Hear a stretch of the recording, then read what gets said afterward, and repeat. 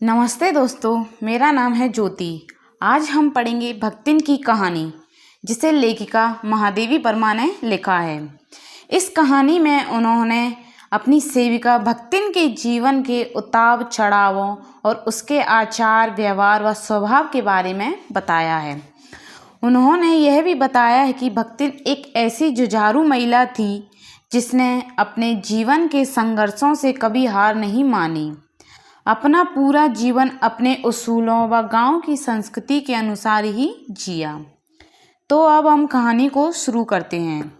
लेखिका कहती है कि भक्तिन एक छोटे कद व पतले शरीर वाली और सादगीपूर्ण जीवन जीने वाली महिला थी। लेकिन भक्तिन लेखिका की सेवा इस तरह करती थी मानो पवन पुत्र हनुमान राम जी की किया करते थे। यहाँ लेखिका ने अपनी भक्तिन की तुलना पवन पुत्र हनुमान से की है, जो बिना थके रात दिन उनकी सेवा किया करती थी।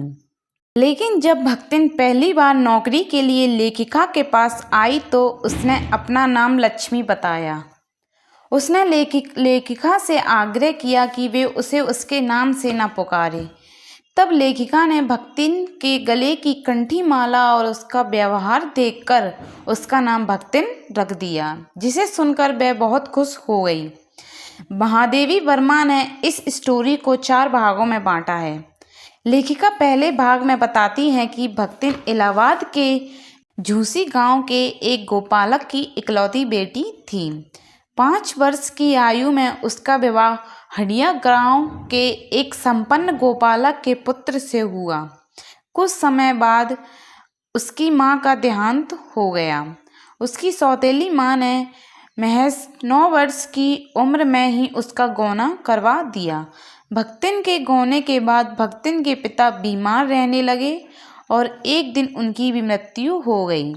लेकिन संपत्ति के लालच में उसकी सौतेली मां ने पिता की मृत्यु का समाचार भक्तिन को नहीं दिया और सास ने भी मृत्यु का समाचार सीधे भक्तिन को न बताया, लेकिन उसको किसी बहाने से भक्तिन के मायके भेज दिया। पिता से मिलने की खुशी में जब भक्तिन अपने मायके पहुंची तो अपने पिता की मृत्यु का समाचार सुनकर बहुत ही दुखी हुई।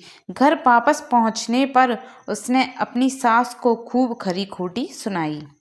अब शुरू होता है भक्तिन के जीवन का दूसरा भाग, जिसमें भी भक्तिन को सुख नहीं मिला, जिसमें लेखिका ने उसके शादीशुदा जीवन के बारे में बताया है। शादी के बाद भक्तिन ने लगातार 3 लड़कियों को जन्म दिया तो सास व जेठानियों ने उसकी उपेक्षा करनी शुरू कर दी। इसके कारण यह था कि सास के 3 कमाऊ बेटे थे तथा जेठानियों के काले काले पुत्र थे। जेठानियां बैठकर खाती और सारा काम भक्तिन और उसकी बेटियां करती थीं। उन दिनों भी समाज में बेटियों को अहमियत नहीं दी जाती थी, इसलिए भक्तिन व उसकी बेटियों के साथ भी हर चीज़ में भेदभाव किया जाता था।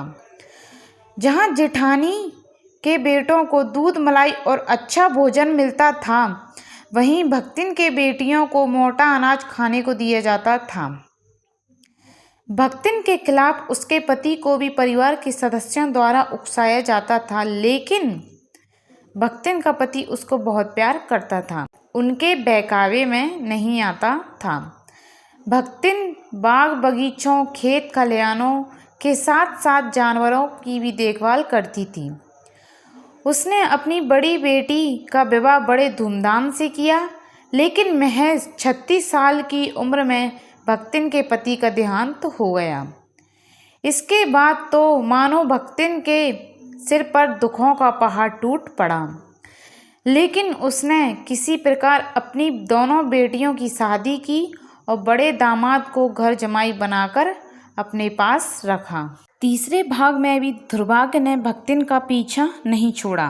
दुर्भाग्यवश बड़ी बेटी का पति भी मर गया और वह विधवा हो गई। परिजनों ने संपत्ति के लालच में भक्तिन की विधवा बेटी का विवाह भक्तिन के जेठ के बड़े बेटे के तीतरबाज साले से करवाना चाहा, जिससे उसने मना कर दिया। लेकिन कुछ समय बाद वह तीतरबाज मौका देखते ही भक्तिन की बेटी के घर में घुस गया। उस समय भक्तिन घर पर नहीं थी। हालांकि बेटी ने उस तीतरबाज को धक्का देकर बाहर निकाल दिया, लेकिन उसी समय तीतरबाज के परिजनों ने गांव वालों को इकट्ठा कर लिया और बात गांव में फैल गई। तब पंचायत बुलाई गई। पंचायत ने फैसला किया कि दोनों का विवाह कर दिया जाए। भक्तिन और उसकी बेटी को ना चाहते हुए पंचायत का यह फैसला मानना पड़ा।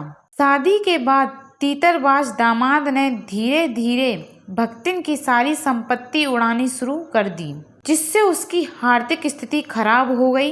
एक बार तो लगान न दे पाने के कारण जमींदार ने उसे दिन भर खड़ी धूप में खड़ा रखा। भक्तिन ने इसे अपना अपमान समझकर गांव छोड़ दिया।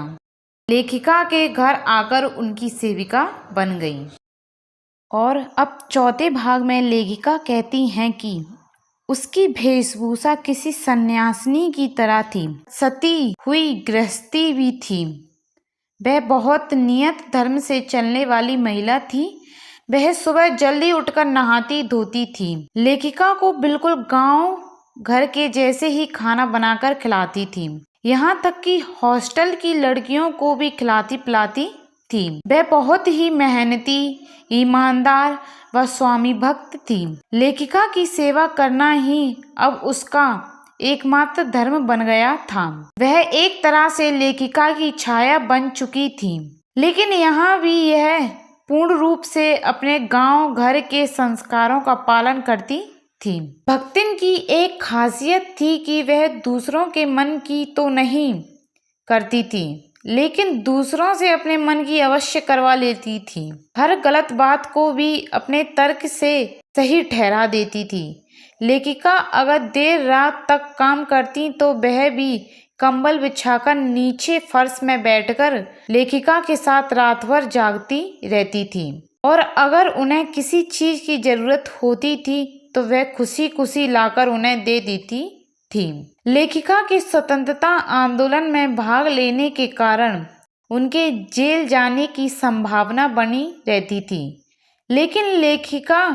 लेकिन भक्तिन जेल जाने से बहुत डरती थी। फिर भी वह लेखिका की सेवा करने के लिए जेल जाने को भी तैयार थी। वह कहती थी कि जहाँ मेरी मालकिन रहेंगी वहीं मैं रहूंगी, फिर चाहे वह काल कोठरी ही क्यों ना हो। यहाँ तक कि वह लेखिका को छोड़कर अपनी बेटी व दामाद के साथ जाने को भी तैयार नहीं हुई। भक्तिन लेखिका के मित्र गणों का भी बहुत सम्मान करती थी। कहानी के अंत में लेखिका भक्तिन और अपने गहरे संबंधों व बेहतरीन तालमेल के बारे में कहती है कि वह ऐसी स्वामी भक्त सेविका को खोना नहीं चाहती हैं। तो यहीं पर हमारी स्टोरी खत्म होती है।